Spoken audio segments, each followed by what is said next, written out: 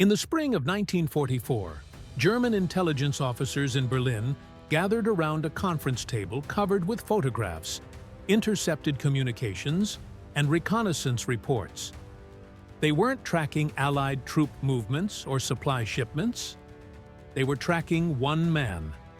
His name was George S. Patton, and the Germans were desperate to know where he would appear next. For months, German High Command had devoted more intelligence resources to tracking Patton than any other Allied commander. Not Eisenhower, who ran the entire Allied operation. Not Montgomery, who had chased Rommel across North Africa. One American general consumed German intelligence like no other. Field Marshal George von Rundstedt, the senior German commander in Western Europe, monitored Patton's movements closely. Any information about his location was considered high-priority intelligence. Rundstedt had fought the best generals the Allies had to offer. But Patton was different. Patton terrified him. The Germans first encountered Patton in November 1942 during Operation Torch, the Allied invasion of North Africa. Patton commanded the Western Task Force, landing 35,000 American troops on the coast of Morocco. It was America's first major ground operation against Axis forces in the war. German commanders paid close attention. They always studied enemy generals, looking for patterns, weaknesses, tendencies they could exploit. What they saw in Patton troubled them immediately. He moved fast, faster than American commanders were supposed to move. The U.S. Army was known for methodical, careful advances with overwhelming firepower. Patton didn't fight like that. Within 3 days, he had secured Casablanca and accepted the French surrender. His troops covered ground at a pace that caught German observers completely off guard.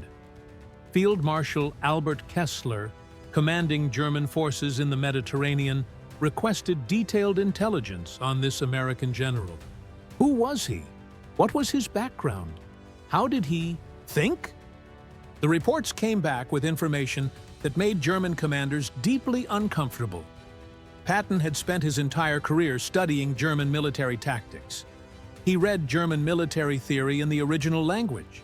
He had visited French battlefields from World War I and walked the ground where German armies had nearly broken through. He understood German operational thinking better than most German officers. In February 1943, German forces under Rommel launched an offensive at Kasserine Pass in Tunisia.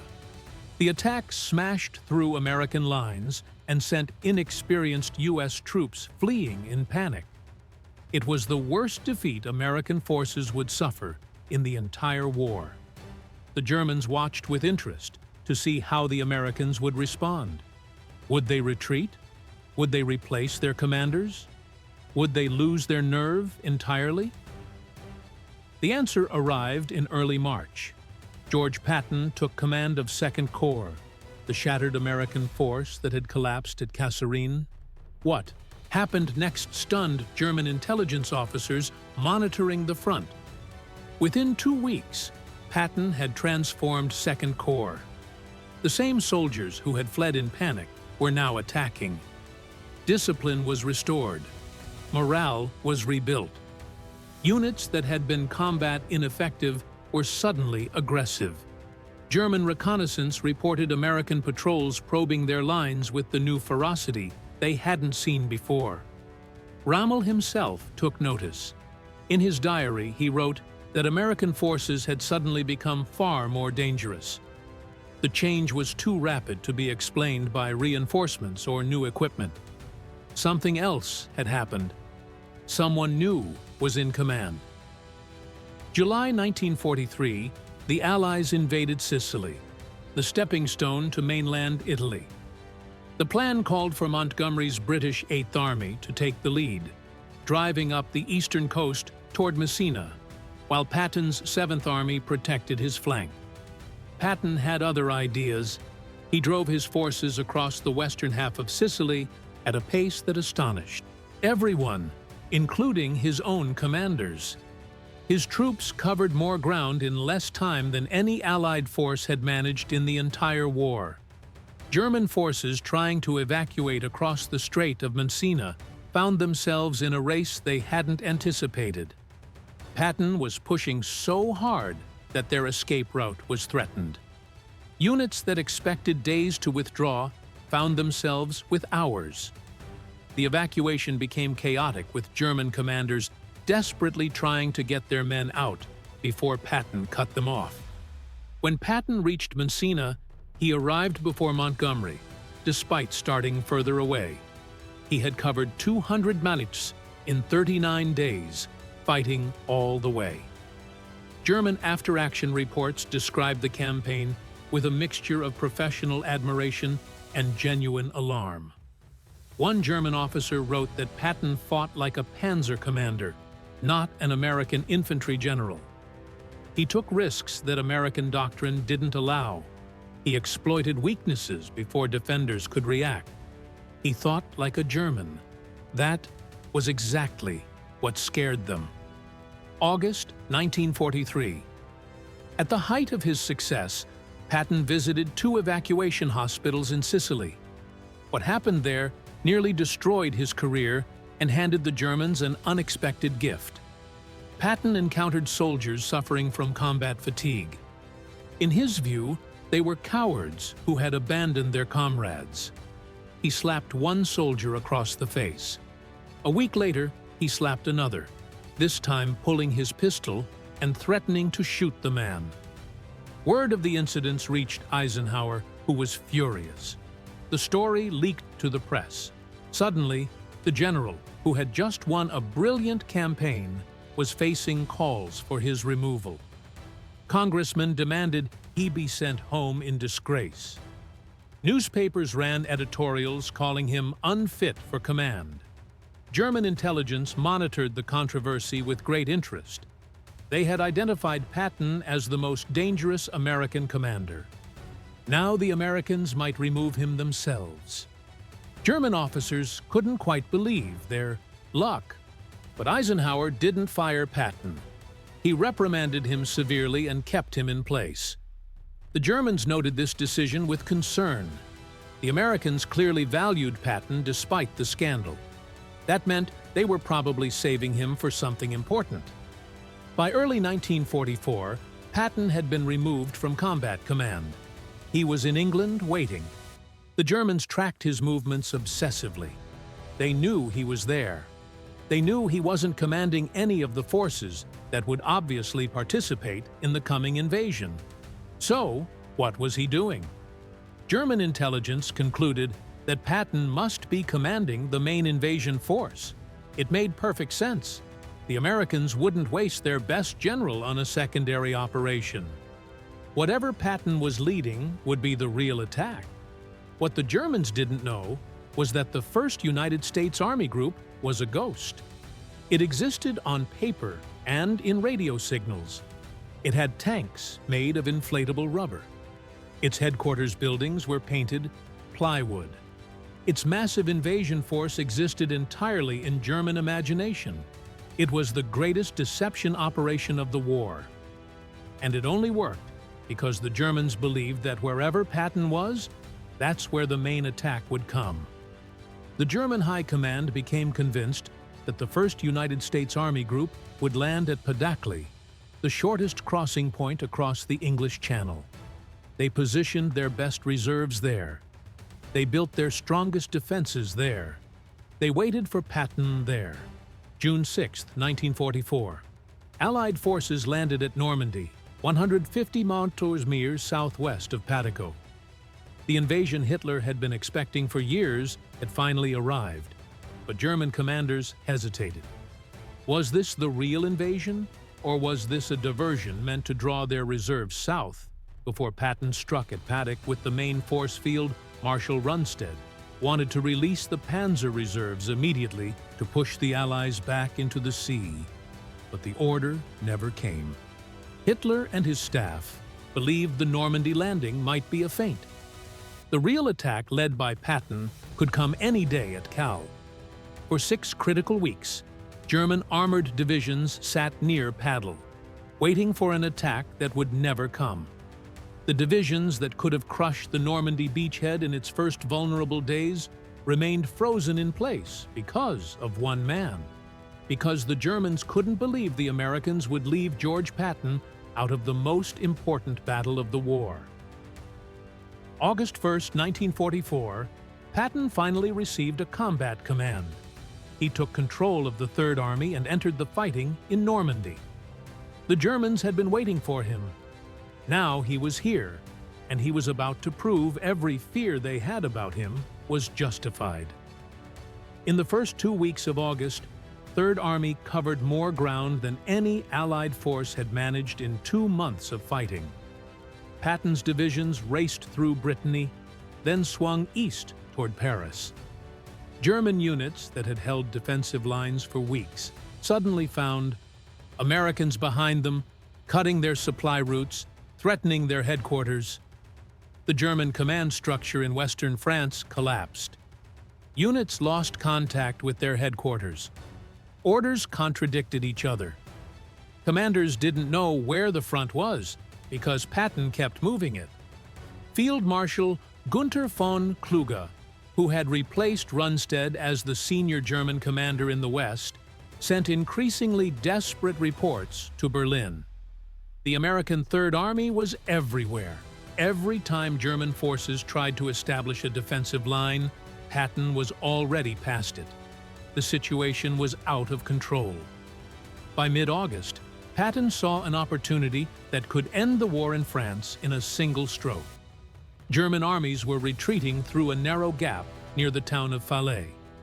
If Allied forces could close that gap, they would trap hundreds of thousands of German soldiers. Patton pushed north toward Files, while Canadian and Polish forces pushed south. The pocket tightened. German units inside began to panic. Soldiers abandoned their vehicles and tried to escape on foot. Officers lost control of their men. The destruction was catastrophic. German losses in the Files pocket exceeded 50,000 captured and perhaps 10,000 killed. Equipment losses were even more devastating. The German army in France lost most of its tanks, artillery, and transport. German officers who survived the pocket later described it as worse than Stalingrad. At least at Stalingrad, they said there was time to prepare. Patton gave them no time at all. After the war, Allied intelligence officers interrogated captured German generals extensively. They asked about Allied commanders. Which ones did you respect? Which ones did you fear? The answers were remarkably consistent. Montgomery was predictable, the Germans said. He was methodical and careful. He always knew what he would do next. That made him easier to fight. Bradley was competent, but cautious. He didn't take risks. German commanders could anticipate his movements and prepare defenses accordingly. But Patton was different. German generals used words like unpredictable, aggressive, and dangerous. Field Marshal Rundstedt said Patton was the Allied general they most feared.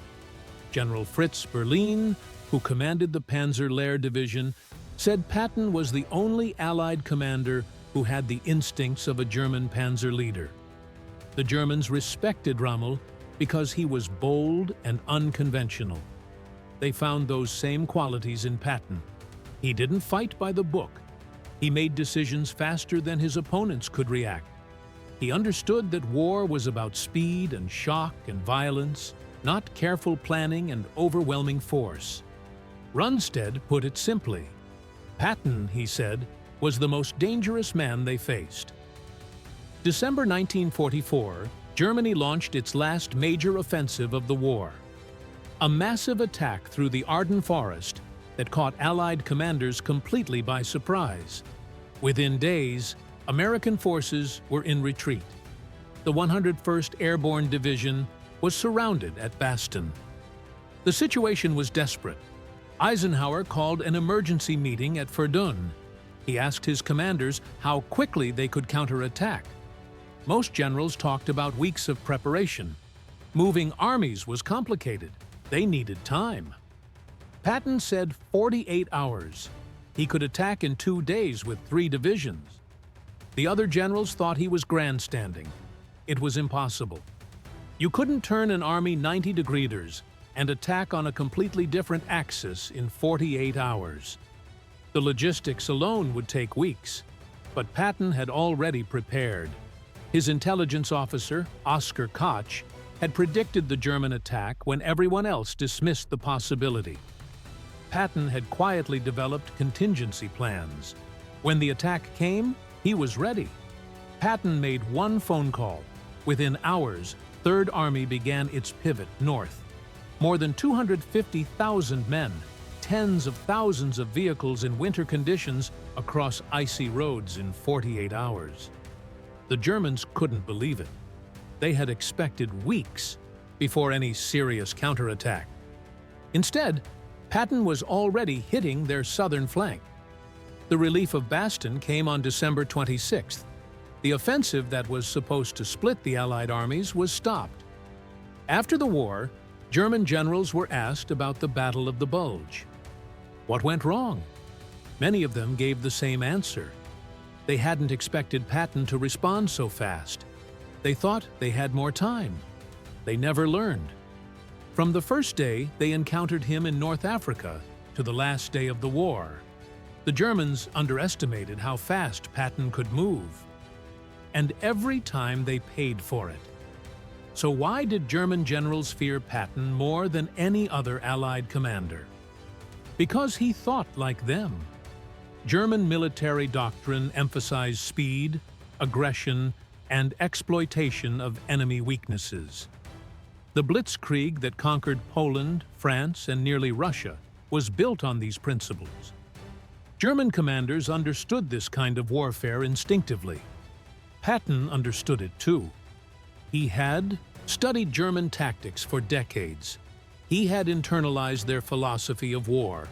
When he commanded an army, he fought the way German generals wished they could fight. But there was something else. German commanders could predict what most Allied generals would do. They knew the American and British military systems.